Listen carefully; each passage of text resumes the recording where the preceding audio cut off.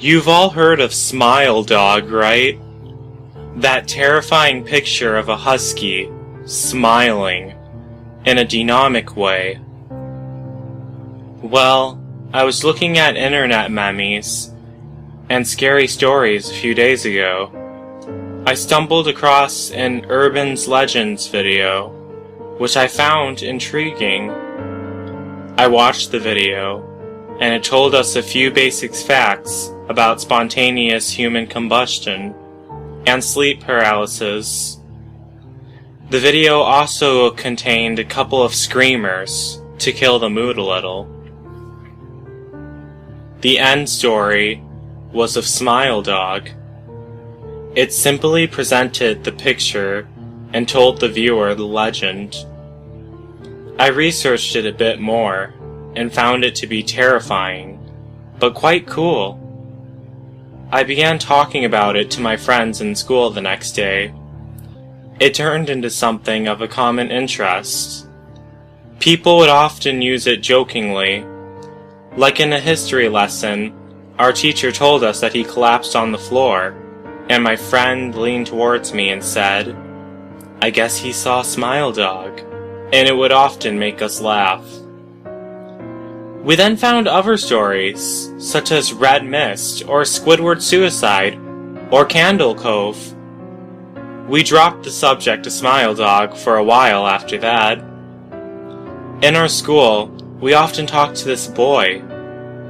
His name was Michael. He was a strange child. He never spoke to us, and he would often keep to himself.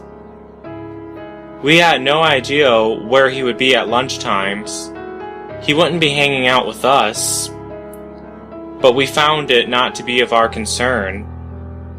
He would often leave class early to visit a hospital, as he was rather a sickly child. He told me of only a few of his afflictions, the most noticeable being epilepsy and schizophrenia. He would never show any signs of these, though. If we mentioned them, he would often laugh them off and dismiss them.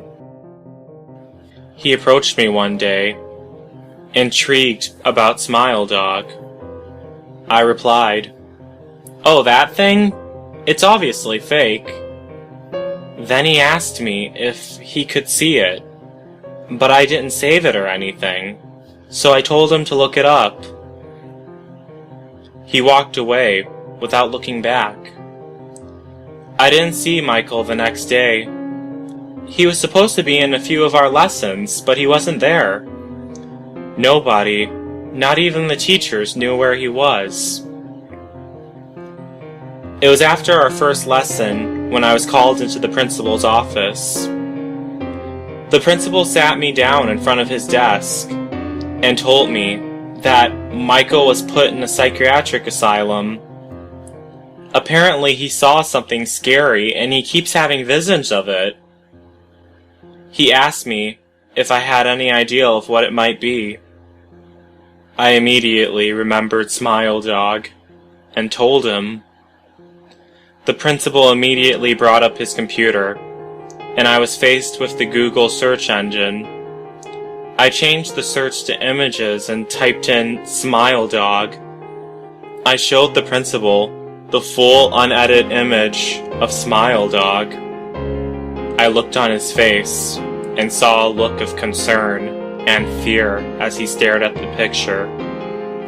He then told me that Michael wanted to see me. We immediately got in his car and drove to the asylum. We both entered the colossal building until we were stopped by a doctor.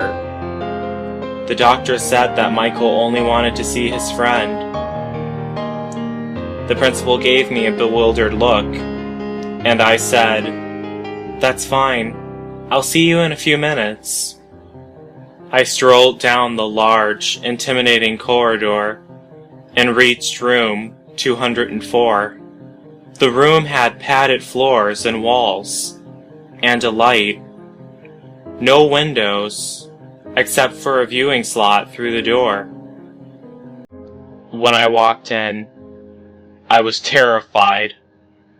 Michael was lying face down in the middle of the room, with his hands still gripped tight around his neck. He was pale. Blood was all over the place. He was dead. There was a crumpled note on the floor, next to him.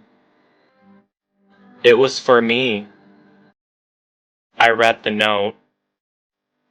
Dear Joe Winko, I saw the smile dog you showed me. It's everywhere. No matter what we do, it cannot be stopped. It appears even in the brightest moments of your life. It will always be watching, never moving. It will not go away. Why did they put me in this room? Why? I had no escape. No matter how much I kicked off, the doctors wouldn't believe me. This was my only way out. What if the dog is still there during death?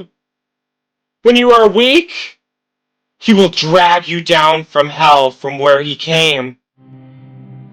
This is reality, Joe. Do not ever mention Smile Dog again. I pocketed the note and alerted the doctors. Upon further inspection of his body, his hand was blocking a horrifying, vicious bite into his neck. The teeth marks matched that of a dog's. A Siberian Husky. In the aftermath of his death, I kept going over and over that note in my head. I couldn't believe it. He was such a nice boy. I regret every bad thing I ever said to him. But why did it have to end this way for him? There's a small part in my head that makes me think that I'm responsible, but every other portion in my head believes it's all fake. Should I have been more aware of Michael's afflictions? The only trouble is, I'm running out of options to believe here. I didn't know schizophrenia was contagious. I kept seeing that damn dog in the corner of my eye everywhere I go. It's starting to get on my nerves. I hear panting and scratching on my door. Wait a minute. Is that... No!